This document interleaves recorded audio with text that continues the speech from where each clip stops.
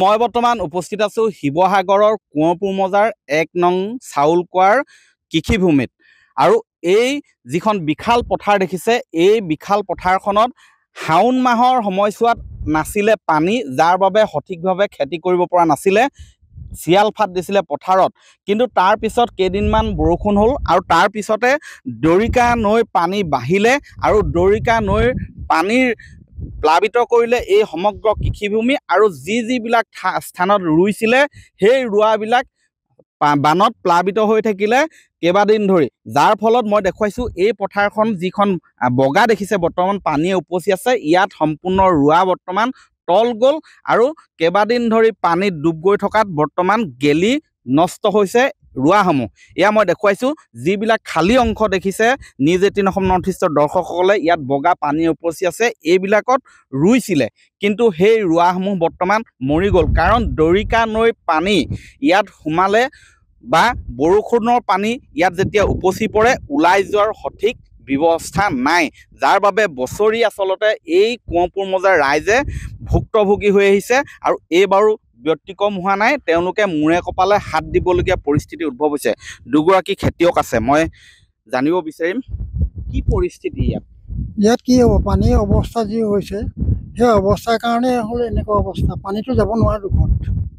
এতিয়া কি কিমান নষ্ট কি নষ্ট মানে ধৰক যিমান দেখিছে মানে ৰাইজে সকলো ৰাইজেতো কৰিছিলে সেই কৰাৰ কাৰণে এতিয়া পানীৰ অভাৱত মানে এতিয়া ধ্বংস হৈ গৈছে মানে ৰোৱাবিলাক নষ্ট হৈছে।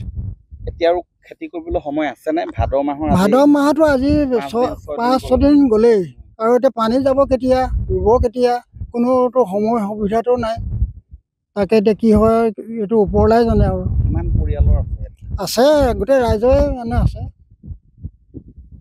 আপোনাৰো নষ্ট হৈছে?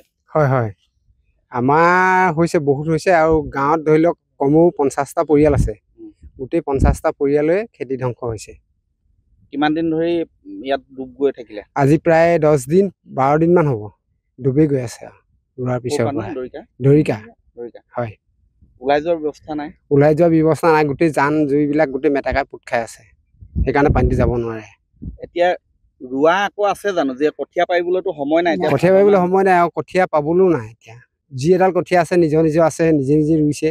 কিবা ব্যৱস্থা আছে নেকি? নাই নাই নাই আমাৰ ইয়াত নাই। 700 টকা এই নহয় হেৰিয়াত বেজগাঁৱৰ পৰা মানে 2 একে কিনিছেগৈ। কেনেকে? এই 10 কেজি ধানত ধৰি লওক 3000 2800 এনেকে কঠীয়া হয়। কৃষি বিভাগৰ মানুহ আহিছে নেকি? নাই অহা এতিয়ালৈকে কোনো অহা নাই। কৃষি বিভাগৰ ফালৰ পৰা কিবা সুবিধা এতিয়া তেওঁলোকে জানে কি দিব কি নিদিব এতিয়ালৈকে নাই দিয়া একোকে দিয়াই নাই। হয় কৃষি বিভাগ শুই আছে এই সময়ছোৱাত আচলতে কঠীয়া পাবলৈ যথেষ্ট জটিল কাৰণ মই পুনৰ কৈছোঁ ভাদ মাহৰ 6টা দিন অতিক্ৰম কৰিছে গতিকে এনে অৱস্থাত নতুনকৈ কঠীয়া সিঁচি বা ৰোৱা তোলাটো আচলতে যথেষ্ট জটিল ইয়াত সম্ভৱ নহয়। ভাদ মাহ যিহেতু সোমালে গতিকে আহিনৰ পৰা পানী পুনৰ নোহোৱা হ'ব আৰু গতিকে এই সময়ছোৱাত কঠীয়া পাবলৈ সমস্যা এই ক্ষেত্ৰত আচলতে কৃষি বিভাগে সহায় কৰিব লাগিছিলে। বিভিন্ন প্ৰান্তত আমি দেখোঁ যে কৃষি বিভাগে ঠায়ে ঠায়ে কঠীয়া তেওঁলোকে এনেধৰণৰ বানত ক্ষতিগ্ৰস্ত কৃষকক যোগান ধৰিবলৈ কঠীয়াৰ ব্যৱস্থা কৰে কিন্তু এইবাৰ তেনেধৰণৰ কোনো পদক্ষেপ লোৱা নাই শিৱসাগৰ জিলা কৃষি বিষয়া কাৰ্যালয় যাৰ বাবে বৰ্তমান এইসকল খেতিয়কে মূৰে কপালে হাত দিবলগীয়া হৈছে। আপুনি বিচৰা বাতৰি পাব কেৱল নিউজ 18 এপত। নিউজ 18 এপ ডাউনলোড কৰিবলৈ স্কেন কৰক এই QR কোড। গুগল প্লে ষ্টৰতো পাব এই নিউজ 18 এপ।